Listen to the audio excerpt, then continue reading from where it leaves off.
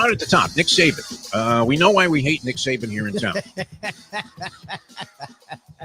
Do we not? I mean, look, it all happened during those 2 years he was with the Miami Dolphins, and it didn't stem from the fact that the Dolphins doctors screwed him by suggesting, this Breeze, he'll never throw another pass again.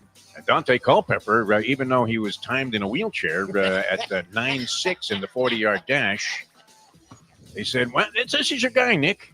Imagine. The time. Wake up with Defo, joined by Lubie. Welcome to the Defo Show.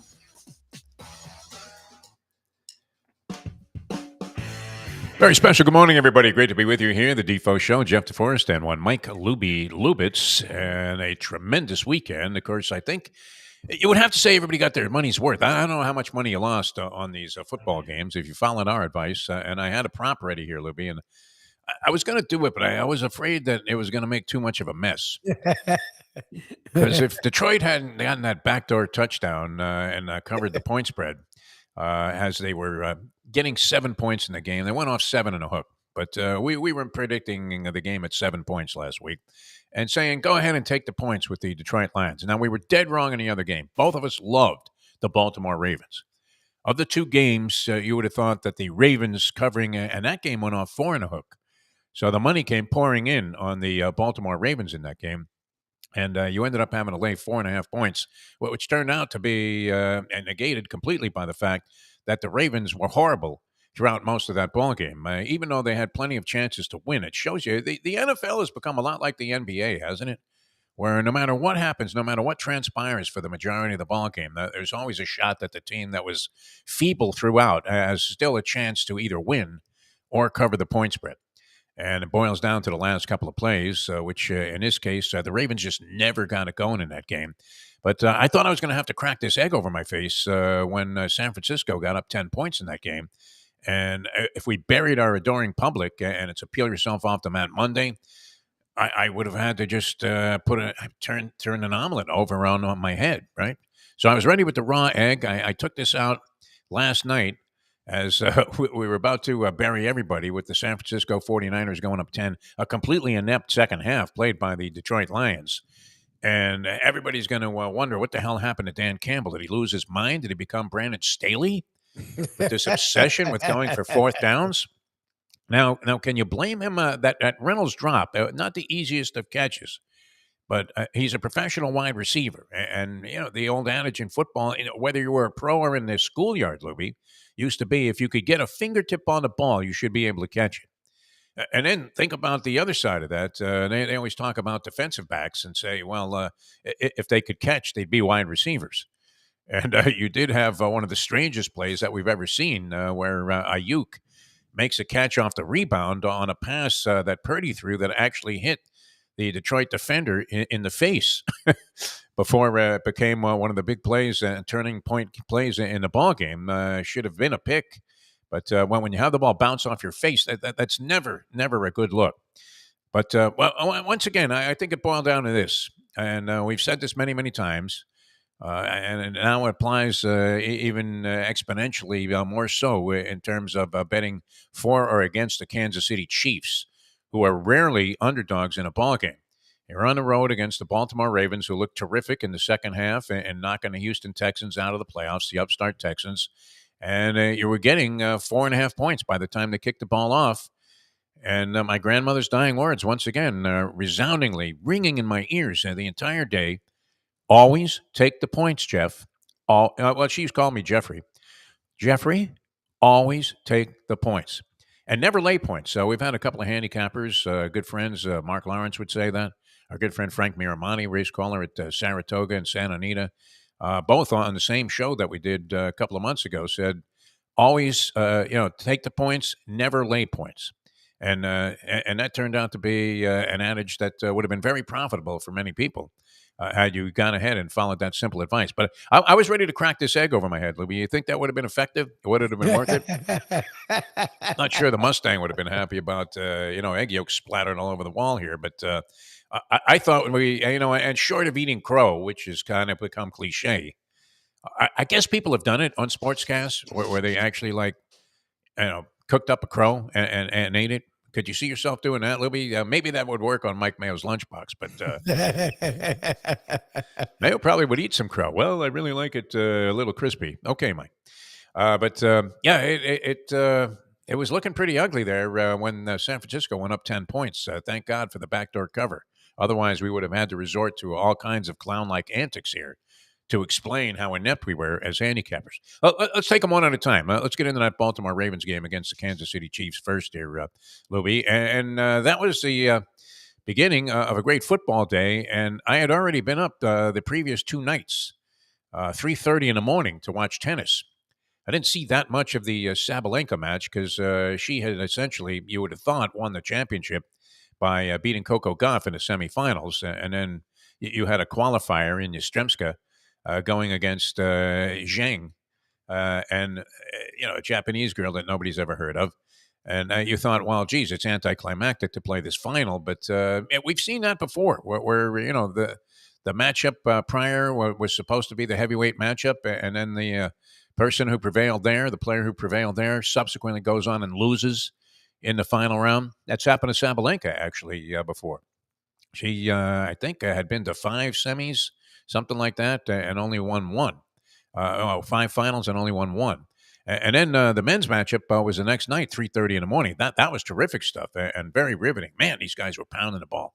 As you had Yannick Sinner, who we had predicted had a shot against Djokovic and went on and beat him in the semis. And he's down 2 sets to Daniil Medvedev, who, is one tough son of a bitch. I mean, what a great defensive player this guy is. Doesn't appear to have that form that you would see. I mean, it's not like he's out there like some ballet dancer like Federer or the perfect form that you see from so many other players. He has a weird-looking stroke. But, goes 5 sets before Sinner wins it. So that was the teaser to start the day. And then later on, we start out with the Kansas City Chiefs and the Ravens. We were in love with the Ravens, Lubie. I don't know how you felt about that ball game. It surprised me. I know people were talking about the Kansas City defense. I thought, if anything, that they were vastly inferior to the Baltimore Ravens. I think they finished 1-2 statistically in the AFC. But it was certainly Spagnuolo. Steve Spagnuolo really distinguished himself. Holy Bill Arnsparker, what was this guy doing? He figured out a way, and it was a different way of stopping Lamar Jackson. The old adage with Jackson was take away the middle of the field for his passing, make him throw to the outside. He was very weak in that aspect of the game at the time, and force him to prematurely take off and run, and he would be vulnerable. And we saw that. He had a poor postseason record going into this year. And Spagnuolo figured out, almost an ingenious way to stop this guy. And yet, Baltimore is still in there with chances, and by all rights, should have had at least another 7 points on the board. I know Andy Reid went for a 4th down deep in Ravens territory and didn't get the call there. Some people said he should have questioned the spot or challenged the spot. Yeah, but then they showed the replay, and it looked like it was a little short. I don't know. Yeah. The 4th down call was weird. They just ran a draw. Like, if they had done a play action, they would have had a touchdown. Like, they had loaded the box so much, and the way Kelsey was playing, if they had done a play act, I don't know. Look, we saw that all weekend long where coaches made sort of weird decisions. To me, look, it's funny. The Ravens didn't play great. They still only lost by a touchdown. And like we talked about on No Filter, the morning briefing, if Flowers scores a touchdown, then they don't lose by it. Like, they played horrible, really. Their defense was fine. Their offense was not good. And Lamar Jackson had his worst game maybe all year, honestly. And he looked ordinary, that's for sure. They lost by a touchdown. Like, they didn't get murdered. And the guy's tumbling into the end zone there. He's diving for the goal line and fumbles the ball right before Zay Flowers, who had just made a bonehead play prior to that. When, you can't be that stupid, can you? I mean, this guy had 5 catches for 115 yards in the game. Was terrific, and sets up what's going to be a game-tying touchdown. And inside what was he? Inside the 5-yard line after that play, where he gets called for the taunting. That stupid-ass taunting. That's about as dumb as you can get. I mean, at that point, as well as he was playing, as effective a weapon as he was, you got to just pull the guy off the field at that point. That's just flat out stupid. It was just dumb. Yeah. It was just dumb. I mean, he shoves the guy down to the ground after he's on the ground. He shoves the KC defender to the ground, gets away with that, and then he stands over the guy and stares at him. I mean, just if that happened with a high school player, he'd probably never sniff another varsity dance again. But I mean, he was obviously a very threatening weapon for a team that was staggering around offensively and had seen Lamar Jackson really compromise. You summed it up very well on the No Filter show, where Spagnuolo contained him without letting him just sit run there up the middle. Yeah. Yep. Well, because that's the Even thing. though he What had we had time. seen was teams were stopping him from running, but then they were giving him all day. And however pocket passer he is, if you give a guy all day, the Chiefs weren't doing that. The Chiefs were keeping their lane integrity. One of your football expressions. You sound like Olsen, though. But it does make sense when they were keeping their discipline. They weren't over pursuing, which is what Lamar takes advantage of. And they also were being aggressive. It was a fucking weird combination that you don't usually see, where usually if guys are aggressive against him, he kills them. They were being aggressive and still staying at home, and he had nowhere to go, and he looked fucking lost. It looked like the guy that we had dubbed him for years, which confused. I had thought he had gotten over it, but he had looked so lost and confused. His numbers aren't horrible, but that 54% completion percentage tells the story. Like, he was just off in a way he hadn't been all year. Well, and he didn't have answers like he did in the previous ball game. He was terrific, and all season long. I mean, they played some heavyweights down the stretch. If you were looking for some kind of real litmus test as to how good Baltimore was, that was such an impressive run they had as they made their way into the postseason, where they knocked off San Francisco on the run. I mean, they manhandled the 49ers in that ball game. And then, of course, what was it? It was the Dolphins they destroyed. The shit out of the Dolphins. Who were good at the time. I mean, they were just cremating teams and making laughers of games that should have been very challenging. So there was a lot of reason to believe in that second half. I mean, a little ring rust in the first half against Houston. It's 10-10. They come out, they outscore the Texans 24-zip. They blew them and out you're thinking, of the water. okay, they got their mojo back, and they're going to lay it on the Kansas City Chiefs. And then the other side of that argument is never bet against Mahomes, especially if you're getting points. And he comes out on fire in that game. Yet, that being said, they score what? On their first two drives, very easily. They march right down the field as if they were going against the Tony Sperano prevent. And that was surprising. They orchestrate a 10-minute drive. So that was the other aspect of it. They're also keeping Lamar Jackson off the field and icing him to an extent. And then after that, they pretty much do nothing. I mean, they got what? They got a field goal off of that turnover deep in the Ravens territory. And they got to put them away. That literally where the Ravens were in that game. If they go and get a touchdown there, which they should have, that almost it may not have definitively ended it, but it would have been a punch in the stomach of the Ravens. Them settling for a field goal there was huge for the Ravens at that point in the game. Yeah, no doubt about it. So. Ravens were in there with chances as horribly as they played. I don't know if that leads you to believe that San Francisco holds an edge. The odds makers think that 2.5 is a good number right now. Less than a field goal differential, neutral site. Mahomes going against Brock Purdy, who, as you said in the other game, the San Francisco game against Detroit, it looks like Detroit is just going to bowl them right over. They're up 14-0. That they score what on the second or third play that they executed on a long run. Looked like they were going to be able to run the ball all day. And you thought, all right, I mean, this is kind of like one of those matches where one fighter is just getting dominated for 8 rounds, and you know that he's kind of a closer, that he's going to have something to say about it, some kind of answer. And you were going to get an indication right away at the beginning of the second half because San Francisco had deferred and they get the ball. They received the kickoff. They executed and orchestrated a pretty good drive. Detroit stops them with a field goal, so they're still up 14. And that's when Dan Campbell and the don't get cute, the Brandon Staley syndrome came into play. Look, there are a lot of people defending him. Look, and I get it. His confidence in this team, his bravado, is a large part of what took them from being the downtrodden Lions to a team that people like us really thought could find themselves in the Super Bowl. So it was needed, it was necessary, and it was a huge part of helping this team get to where they got. No doubt. True. But just like the Rays in that fucking World Series, like, it's okay to have one path and once in a while go, okay, this moment's different.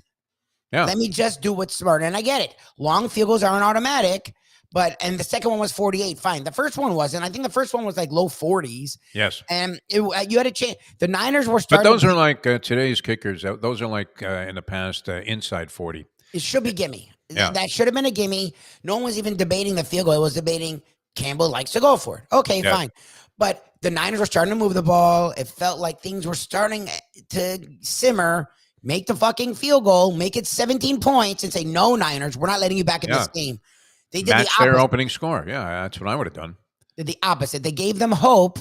Oh, this idiot's going to go for the field goal. They fucking pummeled him. They had no shot at getting like you had Goff running around, which is not what you want. He was not even close on completing the pass. And the Niners, it was from that point on, the game literally turned on its head. Purdy went from being average guy that they may not start next year to, oh shit, is he the best player on the field? Like Purdy in the second half took over, and the Lions had no answers, and they looked shell-shocked. Oh, they were getting just absolutely cremated in terms of momentum, and they go down 10 points. And there were many people, and we know some of them that had substantial amounts of money on the San Francisco 49ers in this game. Now the game went off 7.5, but some of our friends had them at 7.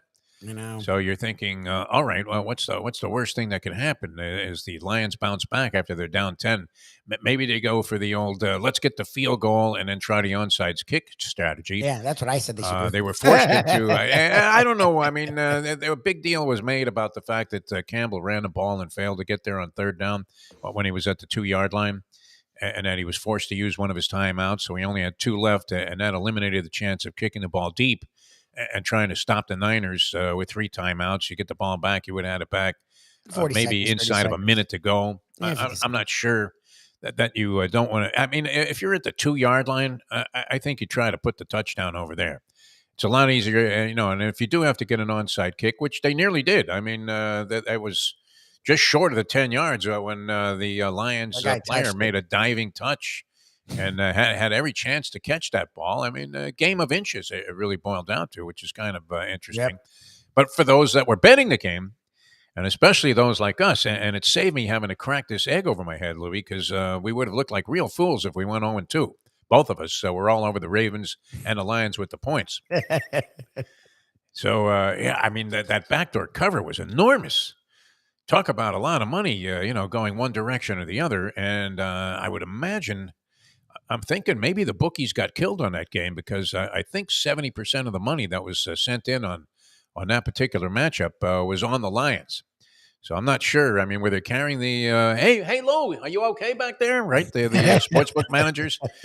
Did you see any of them coming out of the casinos in body bags? I'm not sure. But they probably did well on the Ravens game, I would think, because a lot of people didn't follow the now standard credo, which is never lose an opportunity to take Mahomes and the points. But a couple of interesting ball games. I mean, well played, very entertaining. I mean, the playoffs in the NFL going all the way back to the wild card weekend really couldn't have provided more entertainment, even though a lot of people were bitter about that Dolphins game not being on over-the-air freebie television around the country. We were able to see it here in Dade and Broward County without having to ante up the money for Peacock. So the Super Bowl matchup is set, and you have the San Francisco 49ers 2.5-point favorites over the Kansas City Chiefs. What's your immediate impression of that game? I know we still have time to think about it. There'll be other factors involved. 2 weeks. Yeah, 2 weeks to yak it up. A lot of interesting storylines in this one. And 2 teams that before the season, if you told people, hey, San Francisco is going to play Kansas City in the Super Bowl this year, you would have said, yeah, that sounds about right. Yeah. So what do you think? I mean, what's your immediate impression? I mean, it's the one team that's been there 4 of the last 5 years. The other team that should have been there 3 of the last 5 years. If the Niners had Brock Purdy healthy in the game last year, I think they demolished the Eagles. They almost beat him with running McCaffrey at quarterback. Yeah. These have been the most consistent franchises over the last 5 years. So it's funny. A lot of people are like, this is the worst Super. I'm like, okay, so you just are weirdly biased for the Ravens and the Lions. I'm like, this is actually the best Super Bowl. Like, these are the 2 teams. Like, the Ravens were really great all year, but the last few years they've sort of fallen off. People forgot about them. These are the 2 franchises that have been the most consistent the last 5 years. Like, this is as good a game. Both defenses are playing right now really well, and both offenses outside of Purdy have a lot of talent. Like, on both sides of the ball for both teams, there's a lot of talent in this game. And like, that's the thing with the Lions. Like, no one knows who's on the fucking Lions. I can see it a toss up. I lean Niners just because the Chiefs have won a lot and the Niners have gotten really close, and the Shanahan factor is scary, But I'm hoping he's not Dan Campbell and he's learned from his mistakes because he's done it over 2 Super Bowls. Then I'm hoping if they have a lead, he just says, okay, I'm going to fucking run the ball. Like, again, he did twice. He didn't do that twice. He was the Campbell where throwing it got us here. So we're going to keep throwing. It's like, no, motherfucker. When you have a lead, throw all the analytic bullshit out. Sometimes it's okay to just have someone run and go, no, like do the smart thing. Like, I'm giving him probably too much credit, and the professor probably will ream him Friday. But I'm leaning Niners just because I think the Chiefs have won a lot, and the Niners are really close. The Niners have knocked on that door the last 5 years, now twice, and I think that they're gonna get over the hump this year. Yeah, I don't know that I'm ready to formulate a definitive conclusion on this, and I don't know that there is one. To tell you the truth. My initial lean would be to take the points again with Mahomes. Yeah. Because that's probably the smart play. Kansas City has reestablished Kelsey after he looked extremely suspect and was a tribute to the idea that women weaken legs. He looked to be falling apart. It looked like he would be announcing his retirement after this season, more so than maybe being an MVP candidate. Although if he catches 11 passes, what did he have? 12 catches against Buffalo? And 11 in this ball game. He was dynamite in both games. I think I mistakenly wrote down his Buffalo stats as I was perusing the internet early this morning. He had 6 catches. He had 5 catches, 6 targets against Buffalo. Yeah, and he was fucking insane. He was 11 for 11, I think, That's in this one. yes. Yeah, so I mean, he's reestablished himself. I think the other receivers on the Kansas City Chiefs, certainly this guy Rice has come a long way. And establishing that he can be a big factor at all times. So, and the Chiefs' defense, the way they contained Lamar Jackson, that was no small accomplishment. I don't know that Jackson was choking so much as he was just, they dialed up a bunch of confusion for Lamar Jackson. He's hopping in the pocket there. They got him a couple of times from behind, including that turnover, as it looked like he had all day. And it was good hustle all the way around by the Chiefs' defense. And as you said, I love the fact that you used the terminology lane integrity. That was actually makes sense. It was one of the stupid ass expressions that I understand, and it actually makes sense. Holy Greg Olson, man. As to why plays happen or not happen. You'll be talking about levitation of the football pretty soon and all of this other junk that they've worked into the sporting vernacular. But, I think it's a pretty even matchup. The Chiefs' defense impressed me a lot more than they had at any time during the year with that performance. Offensively, I mean, they really still, in spite of Mahomes going, 30 for 39 and opening up the game with 11 straight receptions and completions and scoring on the first 2 drives, they only mustered up 3 points the rest of the way. And that was off a turnover where they had it deep in Baltimore territory. So, you're wondering if their offense is good enough to keep pace with what should be a high-scoring unit for San Francisco. But, anybody that's dissing that matchup, what are you watching out there? I think it's as good a matchup as you could have made. The Cinderella story of the Detroit Lions went up in smoke, but we saw, they were vulnerable at all times. They almost lost to the Rams with a discombobulated second half. They allowed Pittsburgh to stay in the ball game. Not Pittsburgh, but they allowed the Buccaneers to stay in the ball game. The Bucs almost made a miraculous comeback. Yeah, I mean, the Bucs what do you mean? had no faith in whatsoever. I mean, Todd Bowles looking as detached as anybody. He looked like he was on a Dilaudid drip most of the year on the sidelines there, and somehow he has them rallying back into the ball game. And then again, against San Francisco, they completely fell apart. So San Francisco took advantage of what was a weak second half Lions team, at least as far as the postseason was concerned. Very, very vulnerable. So, interesting matchup. We only have 2 weeks to figure this out, Lubie, so I don't know if we have enough time. Meanwhile, locally here, the Panthers close out their pre-All-Star game. No hockey for like 10 days. I guess we've already gone through one of them. But they were on a bit of a roll after suffering a 4-game losing streak. All of a sudden, they've won 7 straight on the road. 2 oddball games over the weekend where I think they went back-to-back, right? Friday and Saturday night. And they both games, they held a 1-goal lead when the opposition pulled the goaltender, scored on the 6-on-5 inside of the final minute, and then they came on. I love the 3-on-3 in overtime in hockey. That's a lot of fun to watch. surprising that games go to a shootout, but they win one in a shootout and then one in overtime. Nice. And found themselves on a little bit of a roll as they closed out what essentially was the first half of the year. And what are you going to say about your Miami Heat, Lubie? My God. Fucking disaster. They're a mess. They've lost 6 in a row.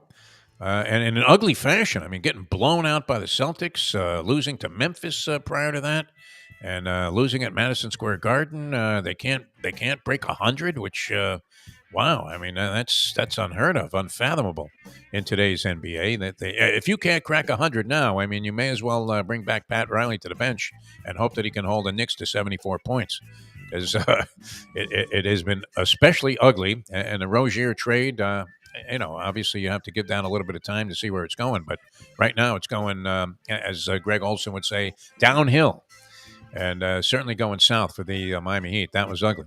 All right, a lot of fun being with you. And we'll do it again tomorrow. I heard No Filter Show will be up there. No Tony Bruno show today. As we go on a little hiatus there for a couple of weeks through the Super Bowl. Most of the shows, they're moving locations out to Las Vegas. So the facility... while they'll have so many other shows on through Friday, there'll be wall-to-wall coverage from the Super Bowl site, which, sadly for me, I was unable to make it. I was a late vet scratch at the gate on that one, and overlapped by 1 week, these treatments, which appear to be working, Lubie, so hoping for the best there. But we won't be doing the Tony Bruno show for the next couple of weeks, and that leaves us with this, right? Trying to do we put a moratorium on Super Bowl talk through Friday? I mean, we can switch to NBA. It's a little depressing. The Heat look like shit. The Heat are really bad. Doc Rivers, coming in as the Milwaukee coach. I guess that starts this week. I think tonight will be his first appearance as the head coach there. They should have just left the interim guy in there. They've been blowing people out with him.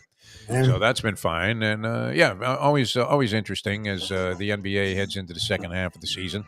And all kinds of other stuff going on in the world of sports. So we'll have a lot to discuss here as we try to dodge Super Bowl talk for 1 week. Although we'll have John Kajemi on tomorrow. So we'll have to start that on Wednesday. We'll have a moratorium Wednesday through Friday. All right, a lot of fun being with you. Thanks so much, guys, for tuning in. It's always a pleasure. For Mike Lubie Lubitz, I'm Jeff DeForest. Great being with you here on the Defo Show, Defo with Lubie. And we'll see you next time as we leave you know that. The time. Let's go to eat a damn snack. Look what they done to my